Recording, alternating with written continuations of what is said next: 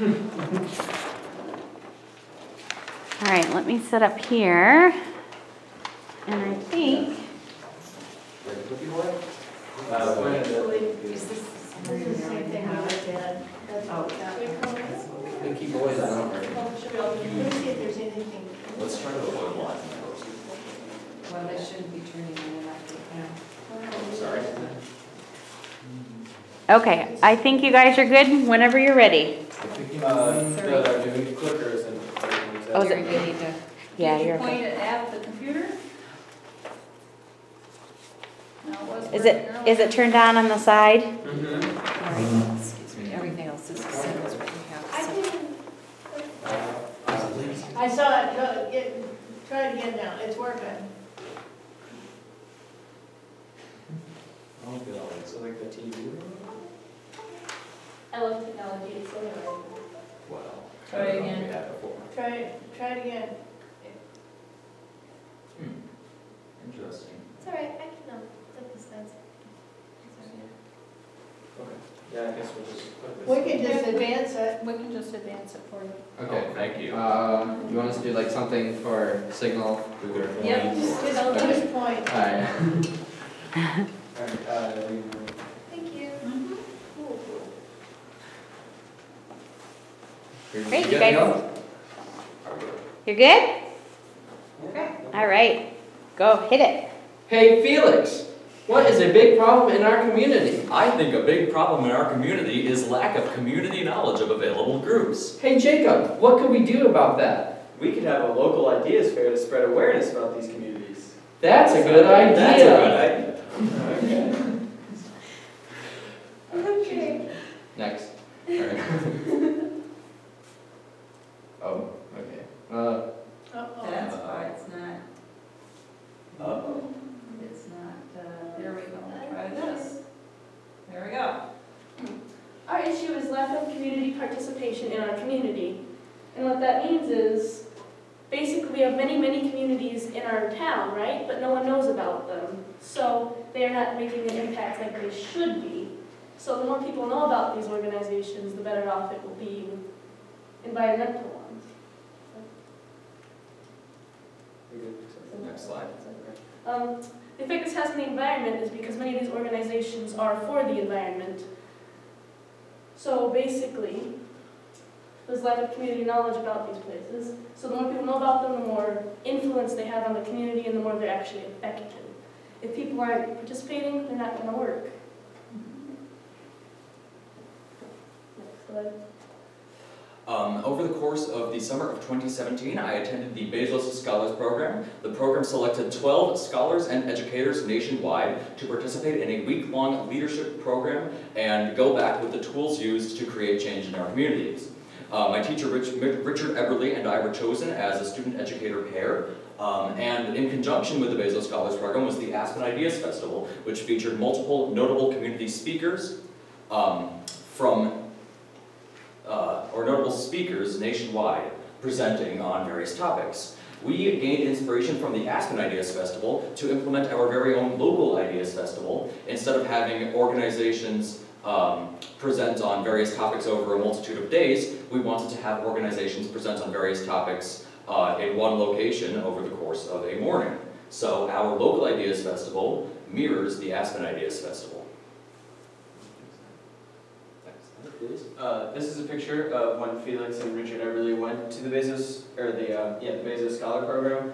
This is our mentor, Richard Eberly, and this is Felix right there. Next slide, please. Alright, so of course our solution for like the environmental problems and like helping raise awareness for these groups is the New Buffalo Ideas Fair. And essentially it's getting like tons of organizations together in one spot and have them discuss their purpose and their ideas to the community.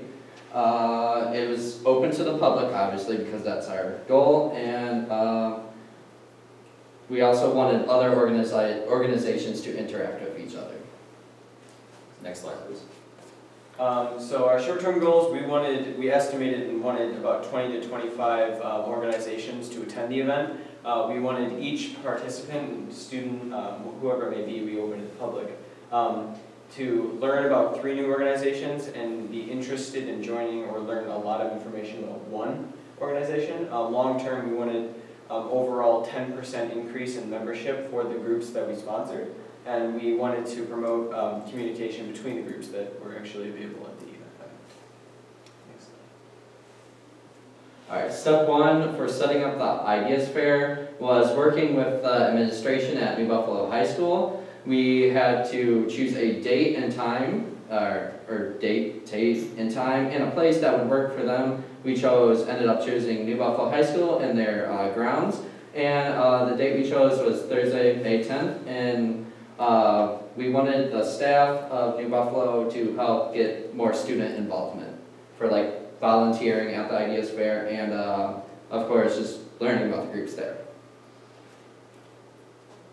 So the second step of our planning process was outreach work. We wanted to reach out to potential community organizations, environmental and otherwise, to see which ones would want to participate. Over the course of many weeks, we sent out a barrage of emails to dozens of organizations, and along with this email, then we sent a survey that those organizations could fill out, pictures on the right, to inform us of their needs. For example, a table, electricity at the Ideas Fair, etc. We compiled all of this data into a gargantuan spreadsheet, and this allowed us to meet the needs of organizations most efficiently and most accurately. Next slide, please. Of course, to have an Ideas Fair, you need people. So ways we chose to, thank you, we chose to publicize the Ideas Fair. We created a Facebook page. We heavily campaigned on there, advertised on the school radio, and we also put an article in the newspaper, and we put up signs in the area giving information about the Ideas Fair and date and time. Next slide, please. So this was the actual Ideas Fair. We had presenters and representatives arrive at 8 a.m. We had 38 organizations show up in total. It was open to the public. We had keynote and introductory speeches. Our keynote speech was Dr. Struthers on the opioid crisis in America, and our introductory speech was by Felix de Simon. And afterward, we had a post-fair lunch kind of get-together, which further promoted that inter-community communication. Next slide. So, on the left you can see people interacting at the fair, right? And that booth right there, on the bottom left, is Chickamauga Open Lands, and they are very influential, so we wanted to give them as much exposure as possible. Chickamauga Open Lands is a conservation group in the Berrien Conservation District that seeks to conserve as much land, especially wetlands, as possible. On the top left is Harbor Country Hikers, which seeks to educate people more about nature and the environment in which they live. We have worked with Chickamauga Open Lands for the last 2 years of our COP last year and the year before. And on the right, we had a group of students sitting on the outside, and we had so much student involvement. Everyone wanted to help. It was amazing. These people were accepting people in and showing them where to go. So student involvement was very high. Next slide, please. Here we have 2 videos. Hopefully they will work. On the left is basically a panoramic video of all the organizations in the Gold Gym, which, keep in mind, is only a third of the total organizations because we have Gold Gym, Secondary Blue Gym, and Outdoors. And on the right is one of our many Envirothon teams presenting at the Ideas Fair, inoculating logs with mushroom spores. So if you wouldn't mind clicking these together, good idea. Oh, Well, gosh darn it. Let's Okay. skip videos. That is a... We're just like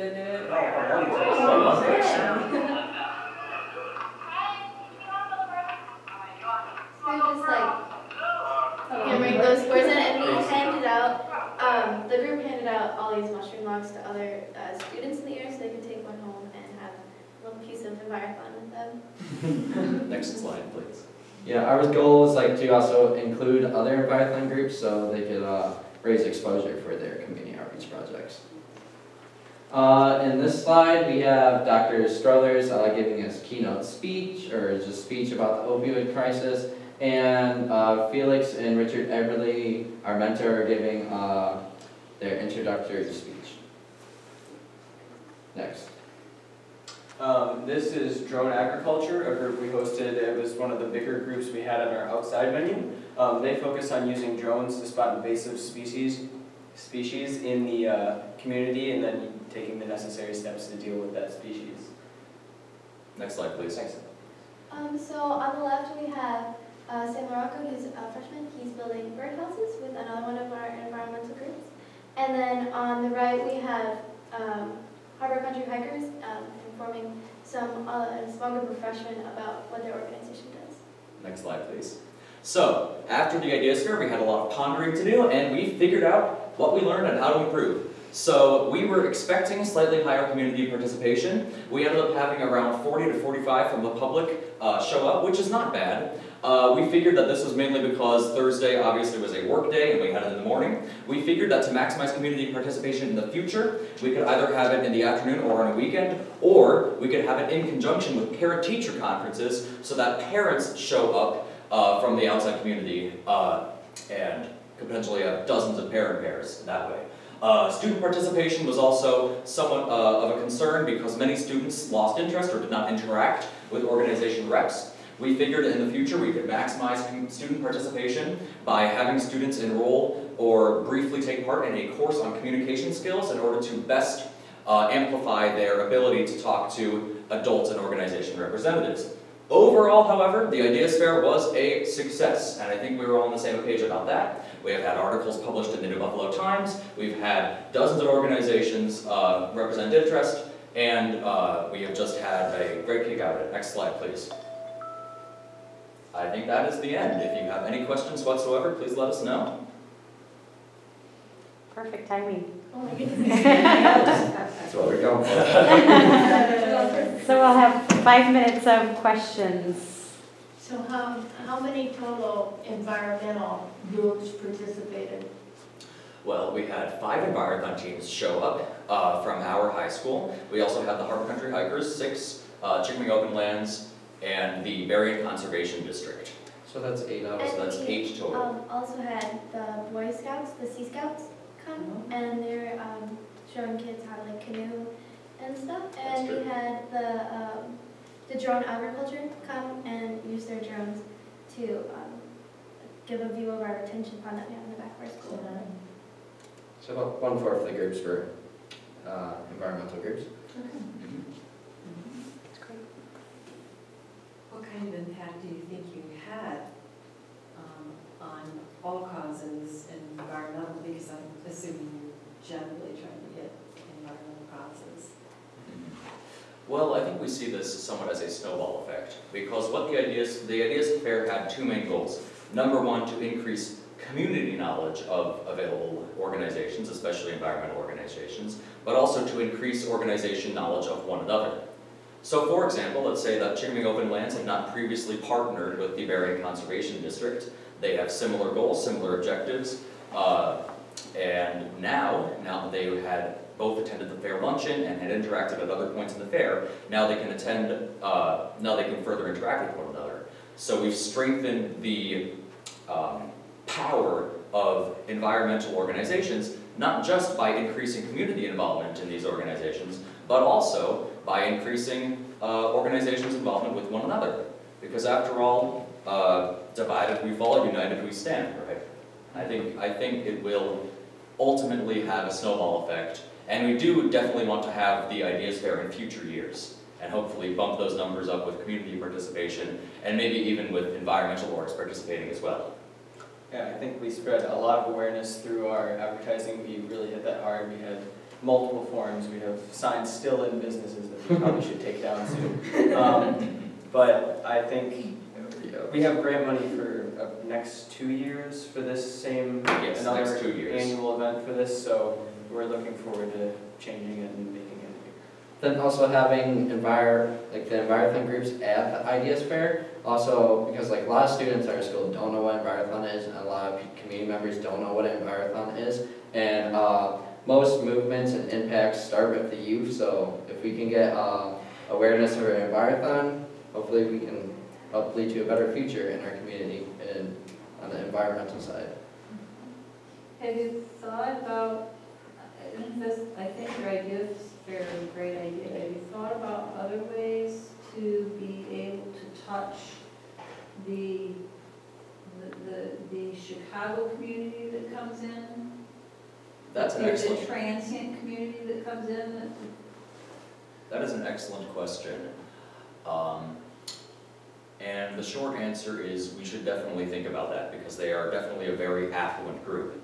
The closest organization I can think of that would affect the Chicago community specifically is Marquette Greenway, which aims to build a bike trail from Chicago to New Buffalo, which of course could have secondary environmental impact because it would decrease the miles driven.